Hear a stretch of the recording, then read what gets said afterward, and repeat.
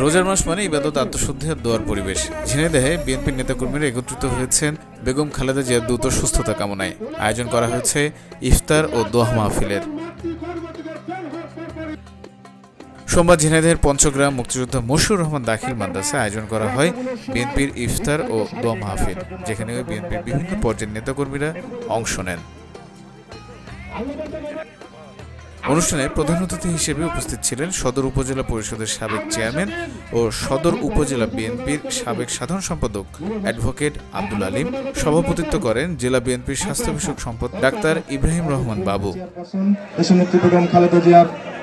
শারীরিক সুস্থতা কামনায় এবং উনি যেন অতি সত্বর সুস্থ হয়ে আমাদের মাঝে ফিরে আসতে পারেন সেই কামনায় মহান স্বাধীনতার ঘোষক শহীদ প্রেসিডেন্ট জিয়াউর রহমানের আত্মার মাতৃঘাত কামনায় আমাদের বিএনপির ভারপ্রাপ্ত চেয়ারম্যান জানান। অনুষ্ঠানে বক্তব্য রাখেন অবসরপ্রাপ্ত অধ্যক্ষ professor Mohammad Hossain Tipu, Jhenaidah civil surgeon দপ্তরের সিনিয়র স্বাস্থ্য শিক্ষা কর্মকর্তা আব্দুর রহমান সহ আরো অনেকে। সবাই বেগম খালেদা জিয়ার সুস্থতা কামনা করে দোয়া করেন। ঝিনাইদহ সদর হরিণাকুণ্ড উপজেলার বিভিন্ন স্তরের নেতাকর্মী ও সুধীজন এই আয়োজনে অংশ নেন। সবার একটাই চাওয়া, খালেদা জিয়ার দ্রুত সুস্থতা কামনা।